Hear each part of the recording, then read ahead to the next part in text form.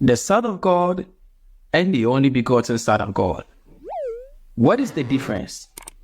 And are there other sons of God in the heavens? Let the Bible speak. 1 Corinthians 15:40. There are also celestial bodies and bodies terrestrial. But the glory of the celestial is one, and the glory of the terrestrial is another. There are millions of beings on earth, and so it is in heaven. And God only speaks to the earthly beings through his messengers. That's why they are called messengers of God. They were already existing somewhere, and they were sent to this world as messengers. And after whatsoever work that they came to do on earth, they returned back to where they came from. Those are the messengers of God. So the Savior Jesus said in the Gospel according to John chapter 8, verse 23, that ye are from beneath, but I am from above.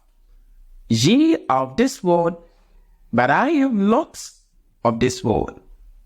So certainly, the Savior Jesus is part of this heavenly beings, and he brought a message from God to this world. So what of the other messengers of God? Isaiah, Jeremiah, Malachi? For as long as they are referred to as messengers of God, then they are also part of these heavenly beings. And all of them brought a message to the world. Genesis chapter 6 verse 1 and 2. And it came to pass that men began to multiply on the face of the earth, and daughters were born unto them, that the sons of God saw the daughters of men, that they were fair, and they took unto themselves wives of all which they chose. So the Bible literally refers to all these heavenly beings as the sons of God. And the Savior Jesus is one of them. Jeremiah is one of them. Isaiah is one of them. All the messengers of God that God sent to this world are part of these heavenly beings. And so they are all sons of God. Even Satan was a son of God, according to the Bible. Job chapter 1 verse 6, it says that there was a day when the sons of God had to present themselves before the Lord, and Satan also came among them. So the question is that, what would Satan be doing in a meeting that was meant for the sons of God if he wasn't one of them? This meeting in the first place was meant for the sons of God. So what would Satan be doing in such a meeting that was meant for the sons of God? The first place, who informed Satan that the sons of God are about to present themselves before God? And how did Satan even break protocol? Because this meeting was supposed to be for the sons of God, and Satan was there. So the Bible refers to all these heavenly beings as the sons of God, which includes Satan himself. And don't forget that Satan is also a heavenly being. He used to be there and he was cast down to this world. So all these heavenly beings, which includes Jesus, Jeremiah, all the messengers of God are heavenly beings. And all of them, according to the Bible, they are all sons of God. But most importantly, you need to be aware of this, that there is a difference between sons of God and the only begotten Son of God. According to John the Baptist, no man has seen this only begotten Son of God at their time. And at their time, the only begotten Son of God is so at the bosom of the Father, whilst Jesus Christ was on earth. And people have seen Jesus Christ. But according to John the Baptist, no man has seen this only begotten Son of God.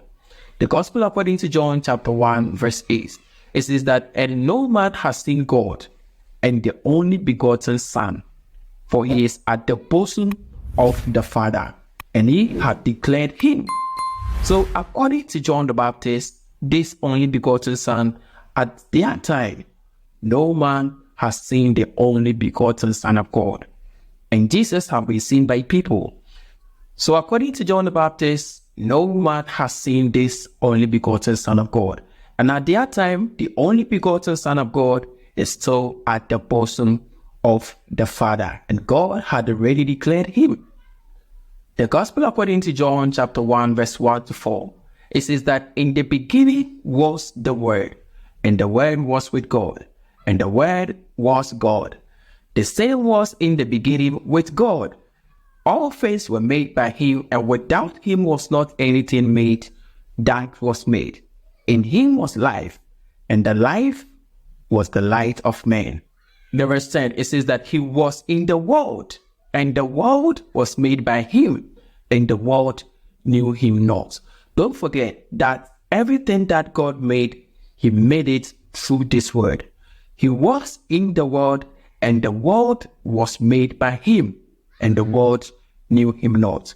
So that means that this word which was in the beginning with God will be sent to this world to save humanity. But at the time of John the Baptist and at the time of Jesus Christ, the word which was in the beginning with God, which is the only begotten Son of God, have not yet arrived. That is why John the Baptist says that no man has seen God and the only begotten Son of God, for he is at the bosom of the Father. So even though everything was made through him, the world knew him not. He came to his own, and his own received him not. But as many as received him, to them gave he power to become the sons of God, even to them that believe in his name. So according to the Bible, you and I can also become sons of God, but on one condition. That is to receive the only begotten Son of God and to believe in his name. That is why Jesus Christ said in the Gospel according to John chapter 3 verse 16, that for God so loved the world that he gave his only begotten Son, that whosoever believes in him should not perish, but have an everlasting life. So Jesus Christ wasn't referring to himself when he says, in him, for God so loved the world. This is a salvation that concerns the entire world, that whosoever believes in him. The Savior Jesus was referring to him, the only begotten Son of God. That is the word which was in the beginning with God. As the name implies, only begotten Son of God. There is only one of his kind, and that is the word which was in the beginning with God. Now this is the difference.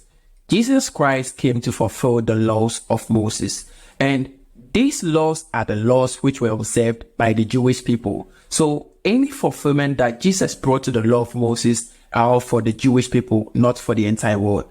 He added up when he said in the Gospel according to Matthew chapter 15 verse 24, that I am not sent but unto the lordship of the house of Israel. So the Savior Jesus was sent only to the Jewish people, but this only begotten Son of God, according to Jesus Christ himself, everyone who believes in him should not perish, but have an everlasting life.